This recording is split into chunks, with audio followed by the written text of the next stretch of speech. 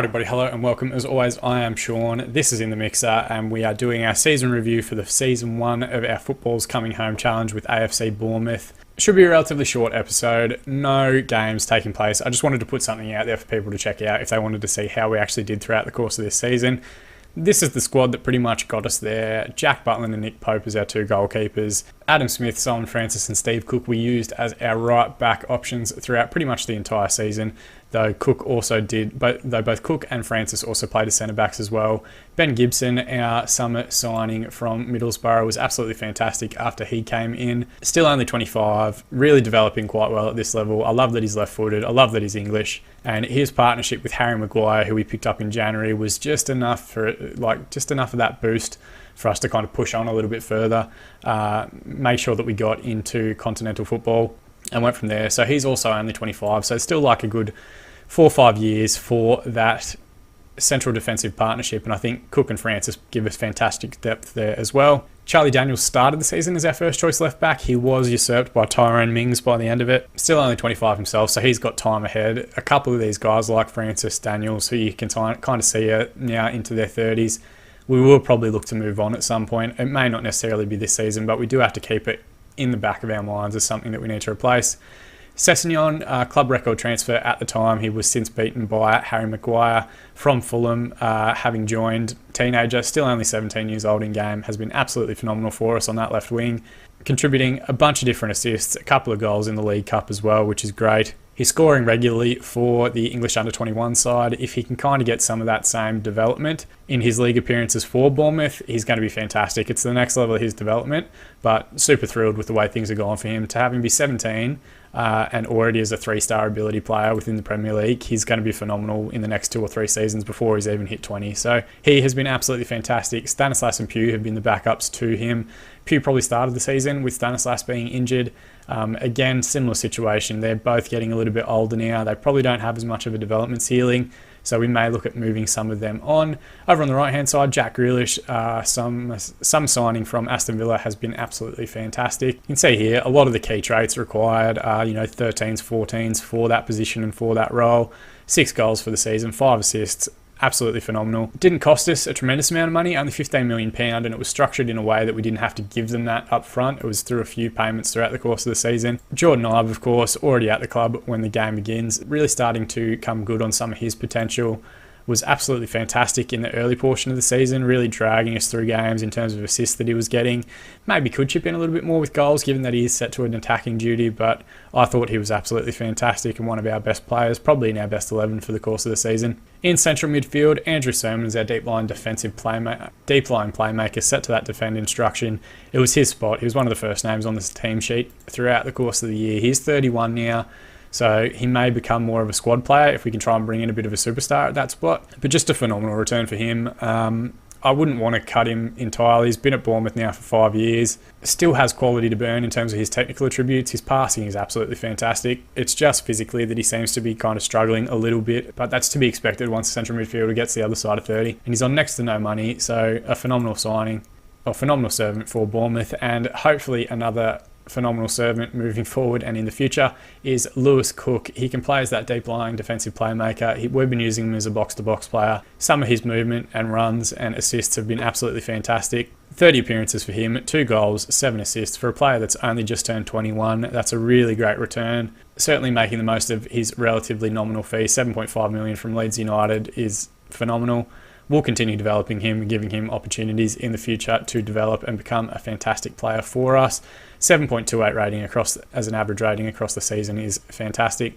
Dan Gosling was kind of like our third choice there. We did also have Scott McTominay on loan who played a little bit, but whenever we could, we brought Dan Gosling on. He, to his credit, was very chill about being a squad and a rotation player, only making 12 appearances, starting, only 13 off the bench as well. He may potentially get moved on. He's currently wanted by Crystal Palace.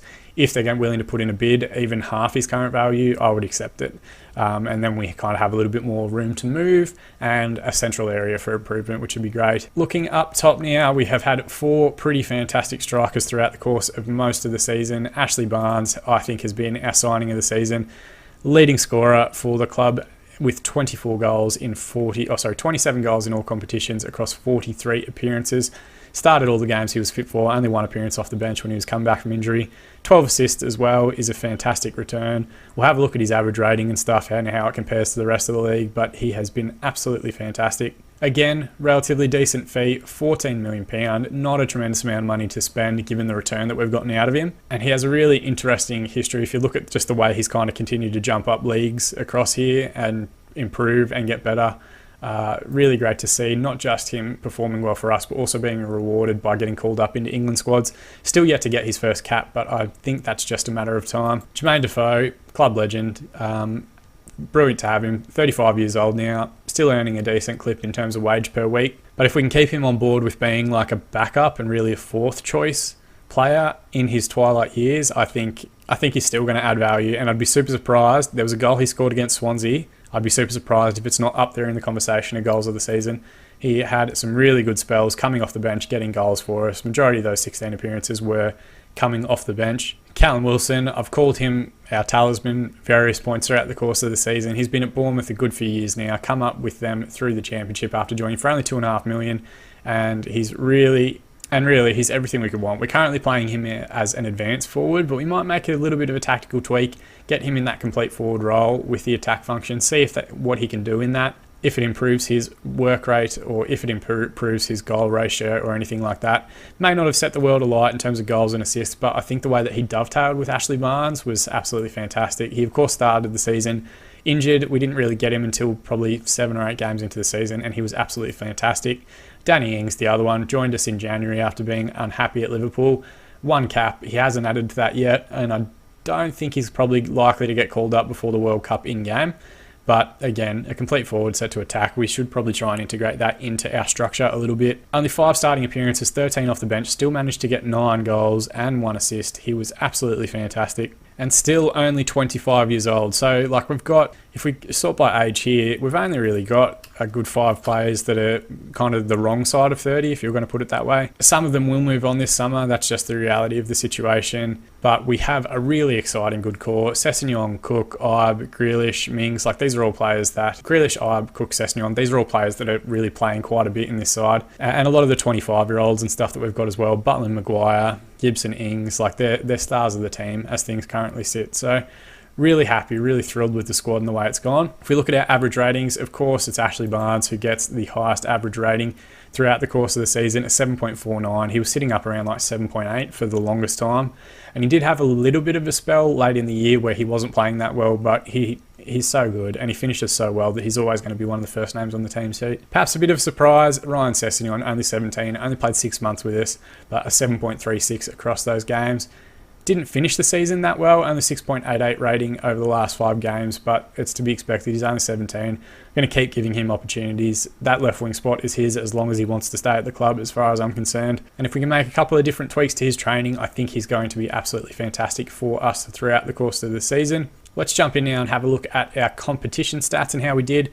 Top goal scorer for Bournemouth in the league, Ashley Barnes, of course, 24 goals and the highest rating with 7.54. In the FA Cup, getting knocked out in the semi-final by Man City. Top goal scorer for the tournament was Danny Ings with 3 goals, which is pretty impressive considering how much he was coming off the bench. Lewis Cook with the highest average rating in 8.05, and Sessegnon with 3 assists was the leader for us. We went out in the League Cup in the 4th round to Arsenal. I know that's less than the expectation we set. I set that expectation to get money because I needed money. Arsenal are a good side.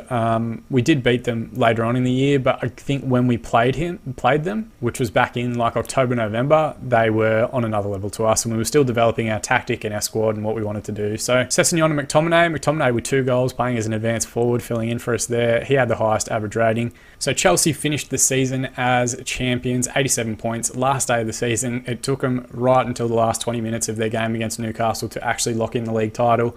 I think the winner fluctuated between them and Man City about 4 times throughout the course of that day. Guerrero finished the season as the leading scorer and with the highest average rating, just pipping Ashley Barnes in both respects. Leroy Sané with 12 assists. We actually had Callum Wilson and Jordan Ibe with 12 and 11. Considering how long they were both injured, that is a phenomenal return for both of them. Zaha, Salah and Aguero all equal first in Player of the Match awards. Clean sheets, Courtois, De Gea and Edison, and yellow cards, you don't worry too much about that one. If we go back to the initial season preview, we were expected to finish 11th, 55-1 to win the league. To actually get up to 5th spot is a tremendous achievement and something to be incredibly proud of. Looking at some of the team stats here, we are the best team at hitting the target. We finished 3rd in the overall goals count, Man City with 83, Arsenal with 77, and ourselves with 75 across the 38 matches. Pretty impressive that we actually outscored Man United and Chelsea, who finished the season with so many more points than us. Our end of season form wasn't horrible. We are amongst the top there, but those 2 losses in the last episode were horrendous. Looking at some of the team ones, we were 14th in terms of possession, which I guess is to be expected. We weren't set to retain or short a pass for too long throughout the course of the season. 13th for penalties, 8th in terms of headers won, 3rd in terms of yellow cards, which we did play a relatively aggressive press. 3rd as well in red cards with only 3 for the season. We did unfortunately have the worst attendance in the league, so that's something to improve. Only 11,464, a good 9,000 behind Watford in 19th spot. So certainly we do have room to improve in terms of the capacity of the ground. But then if you look at how Dean Court was full, it was 100% full. There was no empty seats in any of the games that we played. 19 sellouts from 19 home matches. That's pretty fantastic. Only Huddersfield got close to us with 24,000. 99% of their games were sold out as well. Highest attendance seen this season, 90,000 for Tottenham. It would have been while they were playing at Wembley. And unfortunately, we get the lowest attendance, but that's only because our sellout that's the most we can do. So transfer spend, 27.84 million. It would have been significantly less, but we had to let go the likes of Harry Arda Burak, Asmir Begovic, whoever else out on freeze because we just couldn't get them out on time and I didn't want to keep paying their wages. So you can see here, our final league position of 5th in the Premier League is a new record high. Previous best finish in the Premier League was 9th place, so we have improved. The team has gotten better despite losing its international talent. As you can see, Aguero wins the top goal scorer award. Ashley Barnes comes in 2nd, which is absolutely phenomenal.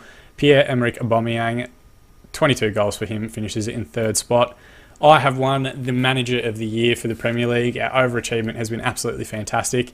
Won 47% of the games and 920 manager points. That is about as good a first season as I could really hope for. Team of the Year, Ashley Barnes makes it his way into that 4-4-2. He deserves his spot up top. He has been absolutely exceptional and definitely one of my favourite signings throughout Football Manager 2018. Forget about this season and this series. In terms of the many saves that I've played, his year over the past 12 months has been absolutely fantastic. And I think that's reflected in that he wins the Fans Player of the Season with 58% of the vote, Jordan Ibe with 17% in 2nd spot, Lewis Cook with 15%.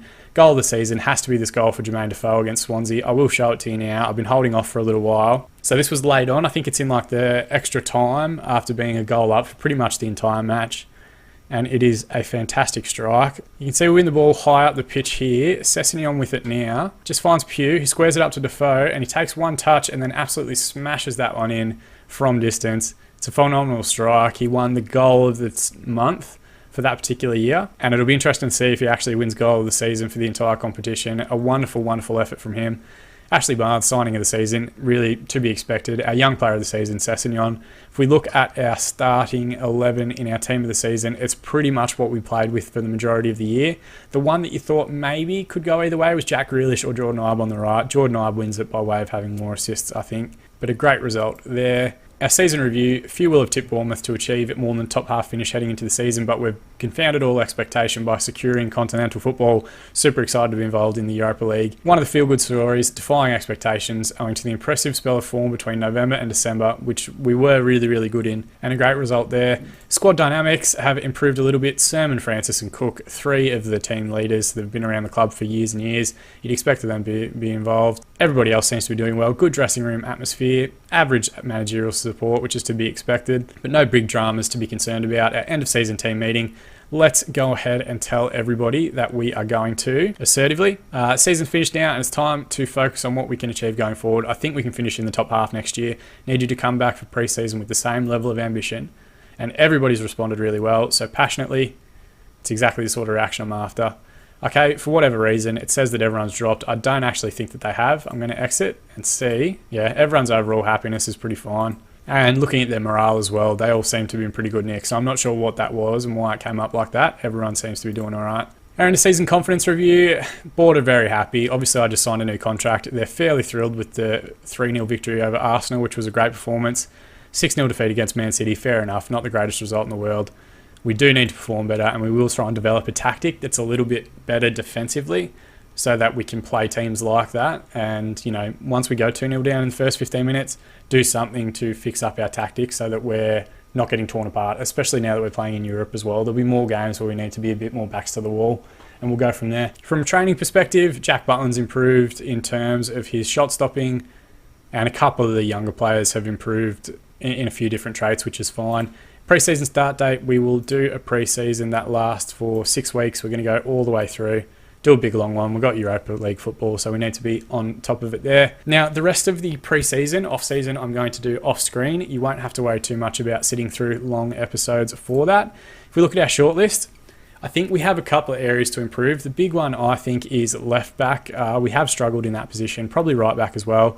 So at the moment, we've got inquiries out for a few different players. I think the ideal one is Luke Shaw, bringing him in from Manchester United. I don't think we're going to be able to do it. But Danny Rose is a solid option. You can see he's wanted by Everton as well. Ryan Bertrand is a solid option. He's been on the transfer list previously, but it was for quite a bit of money. And Aaron Creswell is currently on the transfer list as well for only £9 million. So we might look at trying to bring him in as well.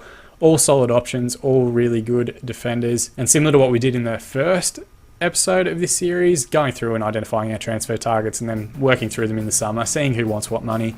I'd like to pick up maybe a fourth centre-back. Alfie Mawson's currently listed by Swansea because they've been relegated. So we can pick him up pretty cheap, and he's probably, you know, already ready for this level and happy being a backup. So it's not the worst person to bring in. Ethan Ampadu, I just couldn't help myself. He's recently made his debut for the Welsh national side. Still only 17, wouldn't require a ton of money.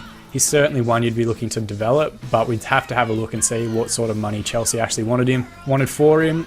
At right back, we would be looking around Kieran Trippier. Obviously would be the ideal person to bring in. The other one who's currently on the transfer list is Nathaniel Klein, listed, and currently they want about 25.5 million for him. If we could structure a deal that was like 5 million up front, maybe another 20 over 3 repayments, I think he would be a solid option for us, and it's definitely a massive improvement in that problematic area. We need to bring someone in at the base of midfield. There's a couple of options here. Jordan Henderson I've put on there just for the shits and giggles, to be truthful. Harry Winks is on there as well. Jack Wilshere's contract is actually up in a couple of weeks, so we're going to keep an eye on him. Tom Davies would be like an ideal situation as someone to bring in with massive potential as a wonder kid. And of course, Ruben Loftus-Cheek at Chelsea. He will return there. I don't think he's staying at Crystal Palace.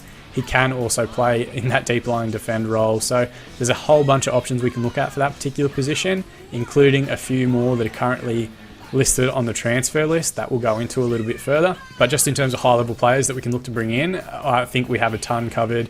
I maybe would look to bring in another winger as well, but I'm just going to have a look and see who's actually available. So I've got Jadon Sancho, Damari Gray listed there.